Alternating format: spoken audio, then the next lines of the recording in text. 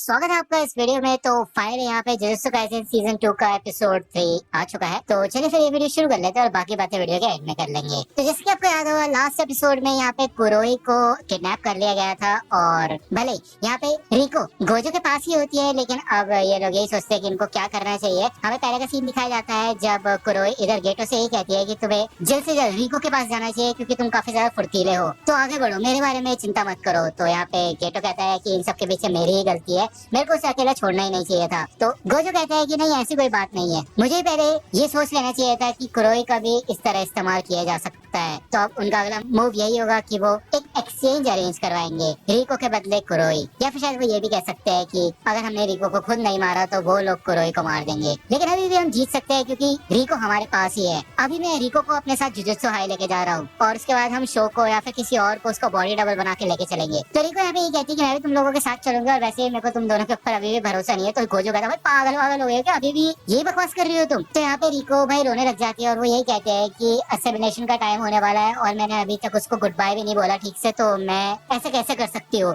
तो बेसिकली यहाँ पे वो काफी ज्यादा उदास होती है और अब तुम सोच रहे होगे कि यार ये काफी कंफ्यूजिंग चीज है, लेकिन ये एपिसोड के बीच में क्लियर हो जाएगी चीज, ठीक है ना, एपिसोड के एंड तक। सच बताऊं तो गोजो ये कहता है कि अगर किडनैपर स्मार्ट निकले तो तुम्हें साथ ले जाना काफी खतरनाक हो सकता है कुरोई की जान के लिए, और इसी वजह से हम तुम्हें पीछे छोड़ देंगे। लेकिन एक और बात का ध्यान रखना, अगर तुम हमारे साथ चलोगे तो तुम चाहे फिर रोते रोते भीख भी क्यों ना मांग लो, हम तुम्हें अपने साथ लेके जाएंगे और फिर चाहे तुम्हें कितना भी डर लग रहा हो। तो यहाँ पे दूसरी ओर हमें एक बीच का सीन दिखाया जाता है और इन्होंने फाइनली कुरोई को छुड़ा लिया होता है। कुरोई ये कहते हैं कि मेरा ध्यान भट गया था, मैंने ऐसा कैसे कर दिया, ये गलती मैंने कैसे की, मुझे अपने हाई अलर्ट पे रहना चाहिए था। तो यहाँ पे हमें दिखाया जाता है कि गोजो आराम से आके भाई इनकी किडनैपर्स की वाट लगा देता है और ये लोग आसानी से कुरोई को छुड़ा भी लेते हैं। भले इसके लिए इनको यहाँ पे ओकिनावा आना पड़ता है, वो भी फ्लाइट से। कुरोई ये कहती है कि तुम्हारे ऊपर कोई अटैक वगैरह तो नहीं हुआ ना प्लेन के अंदर। तो गेटो कहता है चिंता मत करो, गोजो के पास काफी कमाल की आंखें हैं, उसने आने से पहले सबको चेक किया था, प्लेन के बाहर भी और प्लेन के अंदर भी। इसके अलावा मैंने अपने एक स्पिरिट को प्लेन के साथ ही अटैच कर रखा था जिससे कि हम सुरक्षित रहे। हमने सोचा कि प्लेन से आना ज्यादा सुरक्षित रहेगा। ये लोग यही सोचते हैं कि इनको यहाँ पे ओकिनावा क्यों बुलाया गया है, क्या वो इन लोगों का टाइम वेस्ट करना चाहते थे क्योंकि इनका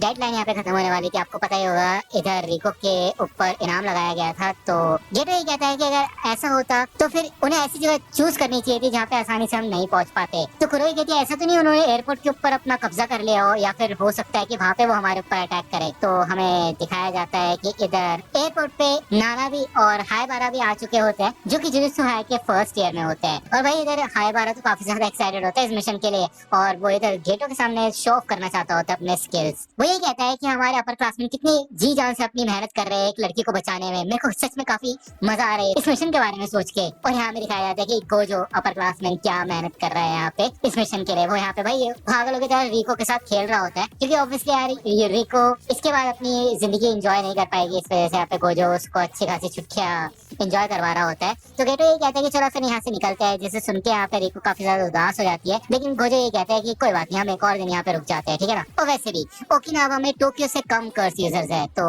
हमारे ऊपर इतनी मुसीबतें भी नहीं आएंगी। गेटो ये कहता है कि हे गोजो, तुमने अभी तक कल से अपनी टेक्निक को रिलीज नहीं किया है, क्यों है ना, तुम सोए भी नहीं और ऐसा लगता है कि आज रात में भी तुम नहीं सोओगे। तो गोजो कहता है चिंता करने वाली कोई बात नहीं है। तो बेसिकली मेरे ख्याल से रिको को प्रोटेक्ट करके रखने के लिए यहाँ पे गोजो ने अपनी एक टेक्निक को अनेबल कर रखा है 2 दिन से, जिस वजह से वो काफी ज्यादा थक भी रहा होगा। मेरे ख्याल से उसकी एनर्जी धीरे धीरे करके ड्रेन हो रही होगी। तो गोजो जाने से पहले ये कहता है चिंता वाली कोई बात नहीं है गेटो, तुम तो साथ हो ही, क्यों है ना। दूसरे हायराबा यहाँ पे नानाबी को बताता है कि हे उन लोगों ने शायद एक और दिन के लिए प्लान अपना एक्सटेंड कर दिया है। तो इसे सुनकर भाई नानाबी को काफी ज्यादा गुस्सा आता है और ये लोग अपना काफी एडवेंचर वगैरह करते हैं। जिसके बाद ये कुरोशियो सी में जाते हैं जहाँ पे काफी सारी फिशेस वगैरह होती है और उसको देखने के लिए यहाँ पे रिको आई होती है। फाइनली ये लोग माउंट मुशिरो के टोक्यो जुजुत्सु हाई में आ चुके होते हैं और ये इनके मिशन का तीसरा दिन होता है। अब ये जुजुत्सु हाई के बैरक के अंदर आ चुके होते हैं तो काफी सुरक्षित होते हैं, तो ये लोग चैन की सांस ले पाते हैं। गोजो ये कहता है कि अब मैं फिर से किसी बच्चे को नहीं संभालना चाहता यहाँ पे। तभी यहाँ पे पीछे से भाई एक ब्लेड आती है और गोजो के सीने में भाई अटैक हो जाते हैं यहाँ पे। अब एक चीज तुम्हें बता दो यार,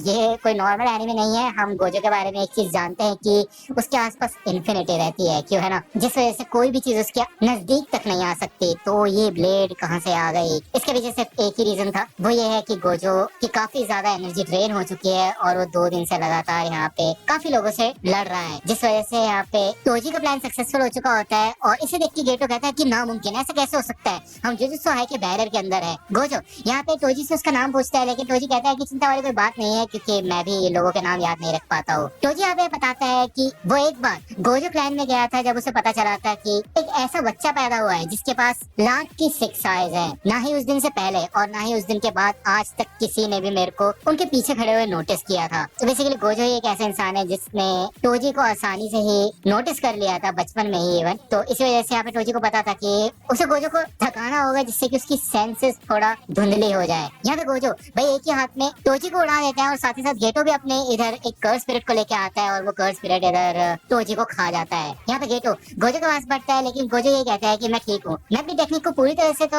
अप्लाई नहीं कर पाया हूँ, लेकिन मुझे कोई अंदरूनी चोट नहीं लगी है। फिर मैंने अपनी कर्स एनर्जी का इस्तेमाल किया, जिस वजह से वो अपनी ब्लेड भी बाहर ना निकाल पाए। ये बिल्कुल ऐसा था जैसे स्वेटर बुनते हैं। चिंता वाली कोई बात नहीं है, तुम रिको को बचाओ, मैं इस बंदे से निपटता हूँ। तो गेटो यहाँ पे ये कहता है कि तुम अपना ख्याल रखना, और वो इन दोनों को यहाँ से लेके जाता है। इधर टोजी इस पूरे के पूरे कर्स को काट के रख देता है और हमें दिखाया जाता है कि उसके गले में एक कर्स स्पिरिट होता है। गोजो नोटिस करता है कि ये वो तलवार नहीं है जिससे टोजी ने उसके ऊपर पहले हमला किया था, और ये स्पिरिट कहाँ से आया। कितनी अजीब अजीब चीज है इस बंदे के बारे में। टोजी ये कहता है कि मुझे तो लगा था कि उस पिछले वाले अटैक से तुम्हारी बैंड बच जाएगी, लेकिन तुम तो अभी भी यहीं पे खड़े हो। तो गोजो कहता है बेवकूफ, आमनाई के ऊपर लगा हुआ है ना, अब हट चुका है, तुम्हें पता नहीं है। तो टोजी कहता है क्योंकि मैंने ही उसको हटाया है बेवकूफ। तुम जैसे लोगों का सामना करने से पहले ओपनिंग बनानी पड़ती है, उतार चढ़ाव करने पड़ते हैं। मुझे तो स्टार रिलीजियस वाले लोगों पे हंसी आ रही है भाई, वो ओपनिंग होकर चले गए, बताओ हद होगी उनकी। मैंने रिको के ऊपर लगे इनाम के लिए एक टाइम सेट किया था, जिससे कि तुम अंत तक अपनी टेक्निक को रिलीज ना करो। गोजो यहाँ पे टोजी के ऊपर अटैक करने की कोशिश करता है, लेकिन टोजी उसको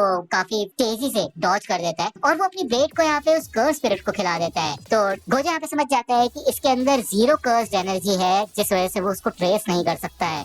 और साथ ही साथ उसने एक डीमन के साथ एक ऐसा पैक्ट कर रखा है जिस वजह से उसको फिजिकल पावर्स मिलती है, और इस वजह से यहाँ पे टोजी काफी ज्यादा फुर्तीला होता है और उसको देखने के लिए यहाँ पे गोजो को काफी ज्यादा मुश्किल हो रही होती है, ठीक है ना। वो यहाँ पे काफी तेजी से गोजो की तरफ बढ़ता है, लेकिन भाई गोजो अपने एक ही हाथ में उसको उड़ा के रख देता है, साथ ही साथ पूरे सरफेस को उड़ा देता है वो, क्योंकि उसकी आईज सब कुछ देख सकती है। टोजी यहाँ पे उड़ता हो जाता है भाई 3-4 बिल्डिंग दूर। गोजो ये कहता है ये तो काफी कमाल की बात है कि तुम्हें मेरी कर्स टेक्निक के बारे में पता है, और वो जो तुम्हारा कर्स टूल है वो तो सच में काफी ज्यादा कमाल का है, लेकिन अब मैं उसको अपने नजदीक नहीं आने दूंगा। वो देखते हैं कि टोजी यहाँ से गायब हो चुका होता है और वो चारों तरफ यहाँ पे काफी तेज ट्रैवल कर रहा होता है। गोजो ये कहता है कि इसके अंदर कोई कर्स एनर्जी नहीं है, इस वजह से मैं इसका पता नहीं लगा पा रहा हूँ, तो इस वजह से जो उसके गले में कर्स स्पिरिट है उसी के ऊपर मेरे को रिलाय करना पड़ेगा, मुझे उसे ही ट्रेस करना है। उसकी प्रेजेंस को पता लगा के मैं जरूर इसकी बैंड बजा सकता हूँ। भले ही वो काफी ज्यादा फुर्तीला है, लेकिन यहाँ पे गोजो अपने कर्स एम्प्लीफिकेशन टेक्निक का इस्तेमाल करता है मैक्सिमम आउटपुट से। वो इधर अपने ब्लू का इस्तेमाल करता है, जिससे कि यहाँ पे वो भाई पूरी तबाही टाइप मचा देता है, अपने चारों और जितनी भी बिल्डिंग्स होती है उनका सफाया कर देता है वो, ठीक है ना, जिस वजह से यहाँ पे टोजी कवर ना ले पाए और सरप्राइज अटैक ना कर पाए। तभी यहाँ पे पीछे जंगलों में से काफी सारे कर्स स्पिरिट्स आ जाते हैं, उड़ने वाले फ्लाई हेड्स, ठीक है, जिस वजह से यहाँ पे गोजो का व्यू ब्लॉक हो रहा होता है। वो यही पता लगाता है कि टोजी कहाँ पे चला गया है, लेकिन इससे पहले कि वो अपने ब्लू का फिर से इस्तेमाल करे, उसको याद आता है कि कहीं वो रिको के पीछे तो नहीं गया, लेकिन यहाँ पे पीछे से टोजी आ चुका होता है और भाई फाइनली टोजी अटैक के लिए तैयार होता है। वो मन में यही सोचता है कि भले तुम्हारी 6 आइज मेरा पता लगा सकती है, लेकिन इस कर्स टूल के अंदर मौजूद अधूरी कर्स टेक्निक का पता नहीं लगा सकती। तो अब यहाँ पे वो गोजो का बैरियर भी तोड़ देता है और उसके गले पे अटैक करता है, और वो पूरा का पूरा उसको चीर के रख देता है उसके पेट तक। उसके बाद वो उसके पैरों के ऊपर भी इसी कर्स टूल से अटैक करता है बार बार लगातार, जिस वजह से यहाँ पे गोजो की हालत खराब हो चुकी होती है और वो नीचे गिर जाता है। तो ये कहता है कि अब थोड़ा मजा आ रहा है। और यार तुम लोगों ने पहले इस सीन के बारे में मेरे को बता रखा था कमेंट सेक्शन में, बट मैंने इमेजिन नहीं किया था कि ऐसा कुछ होगा। क्या ही बोलूं मैं। दूसरी ओर यहाँ पे हमें गेटो का सीन दिखाया जाता है, जो कि भाई यहाँ पे अंडरग्राउंड में आ चुके होते हैं। यहीं पे इनकी एसिमिलेशन की टेक्निक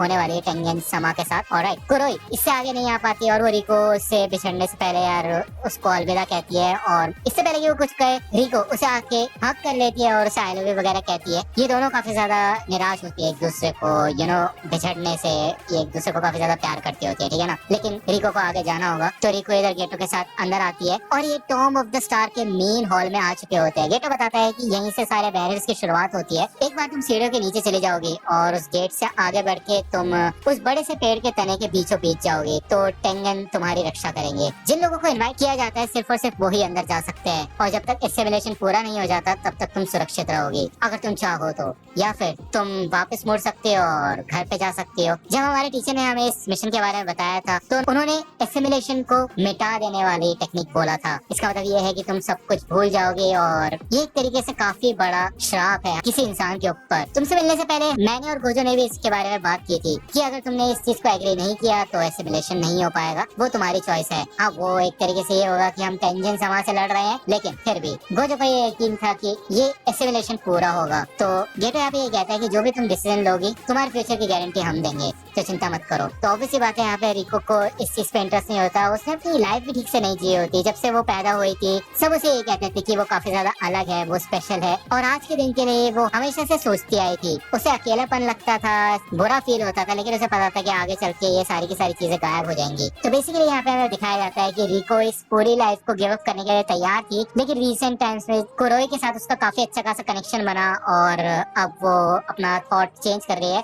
वो अपनी जिंदगी थोड़ा और जीना चाहती है, अपने आसपास के लोगों के साथ थोड़ा और एंजॉय करना चाहती है, उनसे बातें करना चाहती है। तो गेटो समझ जाता है और वो कहते हैं चलो फिर ठीक है तुम्हें घर लेके चलते हैं। लेकिन इससे पहले कि यहाँ पे वो गेटो का हाथ पकड़ पाए, भाई उसके सर में गोली मार दी जाती है यार। गेटो यहाँ पे साइड में देखता है कि टोजी इधर आ जाता है और वो यही कहता है कि चलो फिर काम खत्म हो गया। गेटो कहता है कि तुम यहाँ पे क्या कर रहे हो? तो टोजी कहता है कि क्या, क्यों? ओह हाँ, मैं यहाँ पे इसलिए क्योंकि मैंने गोजो को मार डाला है। तो भाई इसको सुनते साथ यहाँ पे गेटो अपने सबसे खतरनाक कर्स स्पिरिट्स को बाहर निकालता है और वो यही कहते हैं कि अच्छा ऐसा है क्या, तुम मारो। और ये एपिसोड यहीं पे खत्म हो जाता है। और भाई ये एपिसोड तो पूरी तरह से रोलर कोस्टर था, सच में भाई मजा आ गया। इतने गूज़बम्प्स और इतना ज्यादा क्या बताऊं मैं, नेक्स्ट एपिसोड का वेट नहीं हो पाएगा मेरे से यार। काफी खतरनाक पॉइंट पे यहाँ पे ये एपिसोड खत्म हुआ है और ऑब्वियसली बात है ये पहले का सीन है, ठीक है, ये स्टोरी पूरी पहले की है। तो अभी वाली सीरीज में गोजो जिंदा है तो ये तो हमें पता ही है कि भाई गोजो मरा तो नहीं है, लेकिन यार उसकी सच बताऊं तो वाट तो लगी है यार। काफी बुरा कंडीशन में उसको छोड़ा गया है यहाँ पे और अब तो आगे पता चलेगा नेक्स्ट एपिसोड में भाई क्या होना है क्या नहीं होना। और मुझे पता है तुम लोगों ने मांगा वगैरह रीड कर रखी है तो तुम कमेंट सेक्शन में पहले से ही सब कुछ डाल देते हो यार, मत क्या करो ऐसा यार, स्पॉइल हो जाता है। स्पॉइलर नाम की भी एक चीज होती है, ठीक है ना। जो लोग एनिमे एंजॉय करना चाहते हैं उनको एनिमे एंजॉय करने दो यार, क्या दिक्कत वाली बात क्या है, क्यों, है ना। तो चलो फिर आज की वीडियो के लिए फिर इतना ही रखते हैं ना, और लाइक करो, सब्सक्राइब करो अगर अभी तक नहीं किया है। चैनल पे अगर नए आए हो तुम लोग तो मेरी आवाज अगर पसंद आ रही है तो कर लो यार सब्सक्राइब यार, ये तो बोलने वाली बात नहीं होती, ठीक है ना। ये तो छोटे बच्चों को बोलते हैं यार कि सब्सक्राइब कर लो, वो लाल वाला बटन फलाना ठिकाना, वो तो तुम्हें सब पता है, तो कर दो, ठीक है ना। मिलता हूं तुमसे अगली वीडियो में, तब तक के लिए गुड बाय।